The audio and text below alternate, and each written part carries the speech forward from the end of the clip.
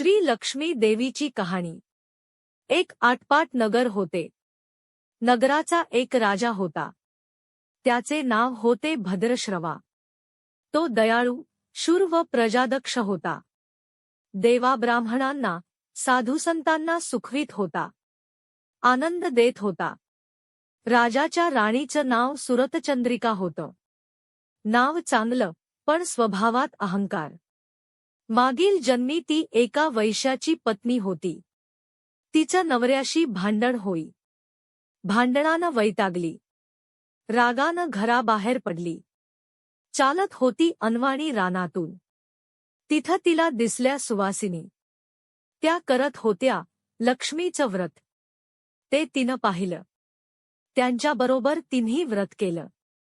दुःख विसरली। दारिद्र्य गेलं। परिस्थिती सुधारली। देवीची भक्ती फळाला आली। कालांतराने ती मरण पावली। पुढे तिचा पुनर्जन्म झाला। स्त्रीचा जन्म पुन्हा मिळाला, पण भाग्य उजळलं। भद्रश्रवा राजाशी तिचा विवाह झाला। श्वर्यात लोळू लागली। गर्वानं ती फुगली। दासदासींवर रागावली। एकदा काय झालं?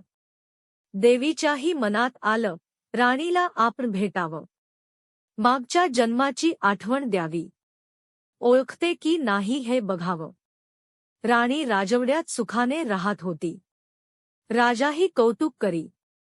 तिचे लाड पुरवी। त्या दोघांना पुढे 7 पुत्र आणि 1 कन्या झाली। कन्येचं नाव होतं शांबाला। एके दिवशी काय झालं, देवीनं म्हातारीचं रूप घेतलं। फाटकं वस्त्र नेसली। माथी मळवट फासला। हाती काठी घेतली। काठी टेकीत टेकीत राणीला भेटायला आली। तिनं आरोळी दिली, "अरे, आहे का घरात कुणी? कुणी घास देईल का?" दासी बाहेर आली। म्हातारी दारात दिसली। तिनं विचारलं, "कोण ग तू? आलीस कुठनं? काय काम काढलं आहे? तुझं नाव काय? गाव कोणतं? तुला हव्यं कायम?" मधून मधून खोकत हळू आवाजात म्हातारी सांगू लागली, "माझं नाव कमला. द्वारकेहून आलेय ग. राणीला भेटायचंय." "कुठं आहे ग राणी?" दासी म्हणाली, "राणीसाहेब महालात आहेत. सख्यांशी गप्पा मारत आहेत. त्यांना सांगितलं तर माझ्यावर रागावतील. तुला ग त्या कशा भेटणार? काय तुझा हा अवतार? तुला पाहून माझ्यावर ओरडतील, उणंदुणं बोलतील. त्यांच्या सख्याही तुला हसतील. तू जरा आडोशाला बैस. मैत्रिणी गेल्या म्हणजे मी सांगते त्यांना." म्हातारी रागावली, मनोमन संतापली, "तुझी राणी पैशाला भाळली, माणुसकी विसरली, दरिद्री मेली. आज झालीय राणी, पण देवीला विसरली. माझ्यामुळेच ना. मीच तिला व्रत सांगितलं देवीचं. तिनं ते केलं. आता राणी पदावर बसली. देवीला आठवणही राहिली नाही. गर्व झालाय संपत्तीचा. पैशाची धुंदी आलीय. गोरगरिबांची पर्वा नाही. थोरया मोठ्यांच्या मुली, त्या झाल्या मैत्रिणी. म्हातारी गरीब अन भिकारीण. तिला कोण वचारतेय? पण याचं फळ तिला भोगावंच लागेल. तेव्हाच तिचे डोळे उघडतील." "जाते मी." दासी घाबरली. तिनं म्हातारीला पाणी दिलं.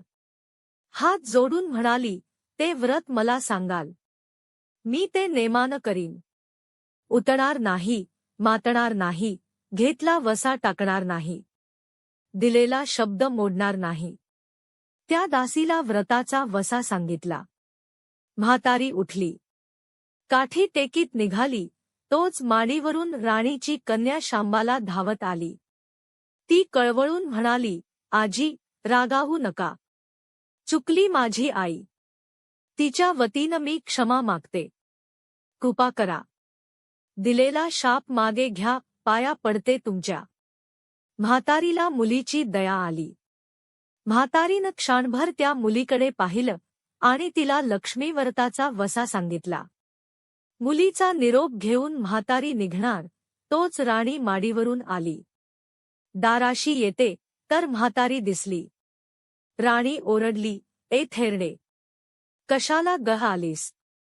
जा इथून. उठ म्हणते ना. जातेस की नाही? दुसरी घरं नाही दिसली तुला? म्हातारीने संतापाने गरागरा डोळे फिरविले. कपाळावर आठ्या पसरल्या. ती तडक घराबाहेर पडली. दासीनं लक्ष्मीव्रत केलं. तिची स्थिती सुधारली. दासी पण गेलं.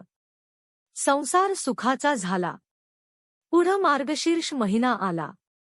पहिल्याच गुरुवारी शांबालेनं लक्ष्मीव्रतास सुरुवात केली. सगळे नेमधर्म पाळले. 4 गुरुवारी तिनं लक्ष्मीव्रत केलं. शेवटच्या गुरुवारी यथासांग उद्यापन झालं. सिद्धेश्वर राजाचा पुत्र मालाधर, त्याच्याशी शांबालेचा विवाह झाला. राजवैभवातील शांबालेला राजवैभव मिळालं. हा होता लक्ष्मीव्रताचा प्रभाव. सुखासमाधानानं संसार चालू होता. भद्रश्रवा व सुरतचंद्रिका राणीचे मात्र भाग्य फिरले. शत्रूने राज्यावर चाल केली. भद्रश्रवाचं राज्य लुबाडलं. सुरतचंद्रिकेचं राणीपद गेलं. भद्रश्रवाला वाईट वाटलं. पूर्वीचे दिवस आठवले. रानावनात फिरून राजाराणी कष्टाने दिवस काढत होते. भद्रश्रवाला कन्येला भेटावसं वाटलं. तो एकटाच निघाला. चालून चालून दमला. नदीकाठावर विश्रांतीसाठी थांबला. नदीकडे येताना राणीच्या दासीनं भद्रश्रवाला पाहिलं. घाईघाईनं ती राजवाड्यात गेली. राजाला सांगितलं. मालाधरानं माणसं पाठवली. आणायला रथ पाठवला. सासऱ्यांना घरी आणलं. सन्मानानं नवी वस्त्र व कंठीहार दिला. शांबाला वडिलांची काळजी घेत होती. काही दिवसांनी राजाला वाटलं आता परत जावं.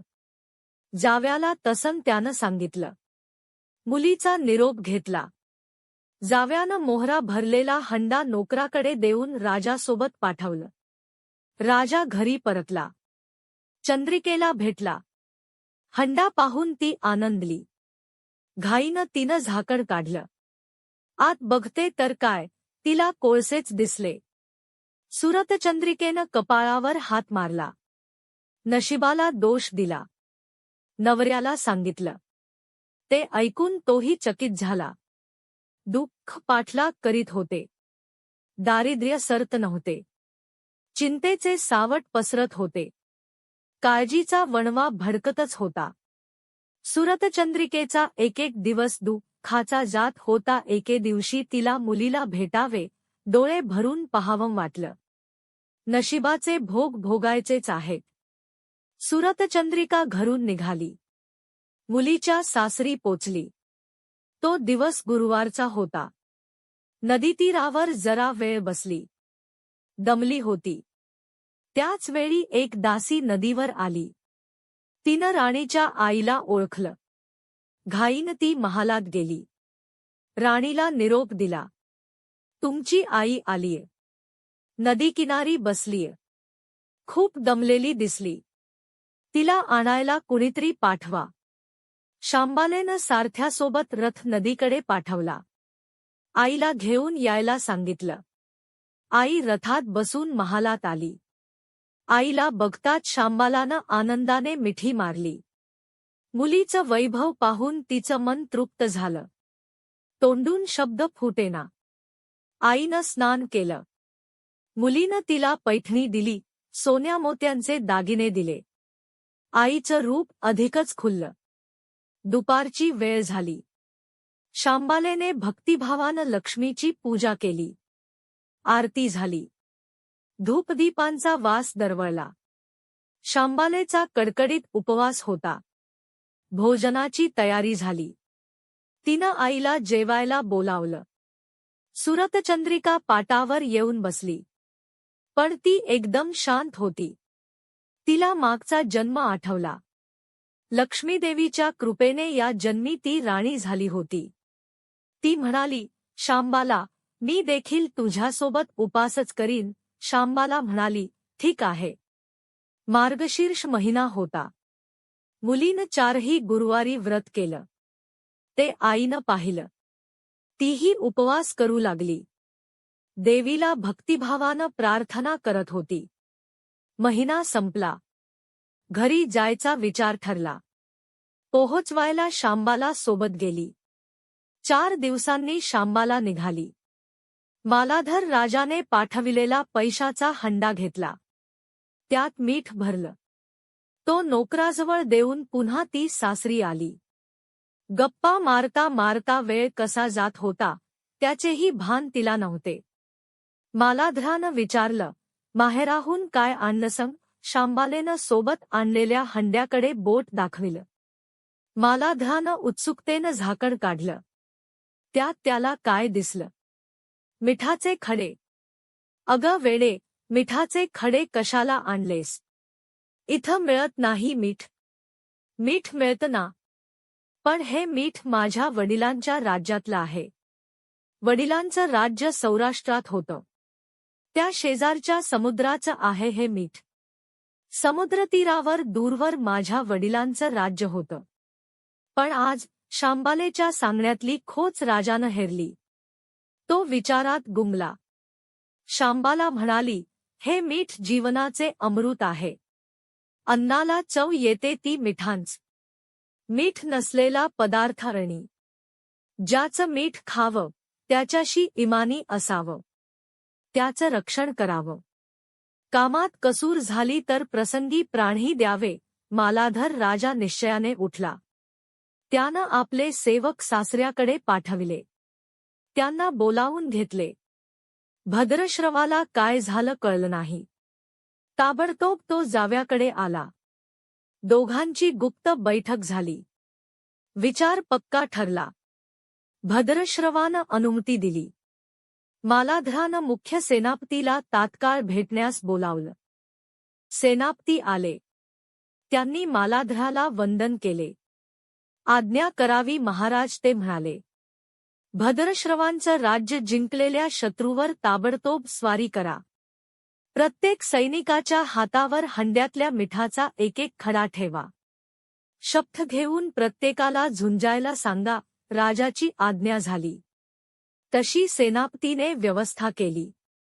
दुसरे दिवशी सोबत सेना घेऊन बेसावध शत्रूवर चाल केली. शत्रूच्या राज्यावर सारे सैनिक तुटून पडले. मालाधराचे सैन्य बेभान लढत होते.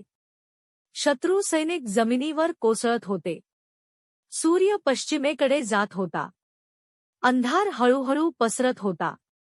शेवटी मालाधराच्या सैन्यानं शत्रूचा फडशा पाडला. अपूर्व विजय मिळविला. भद्रश्रवाचं राज्य पुन्हा मिळवलं. मालाधराला व शांबालेला ही आनंदाची बातमी सेनापतीने ताबडतोब कळविली. सैनिकांनी शत्रू राज्यातील खजिना लुटला. अफाट संपत्ती मिळाली.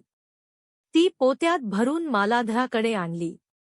त्यात सोन्याच्या मोहरा, बरीच नाणी होती आणि शस्त्रांचा साठाही होता. मालाधरानं भद्रश्रवास सुरतचंद्रिका राणीस घेऊन यायला सांगितलं.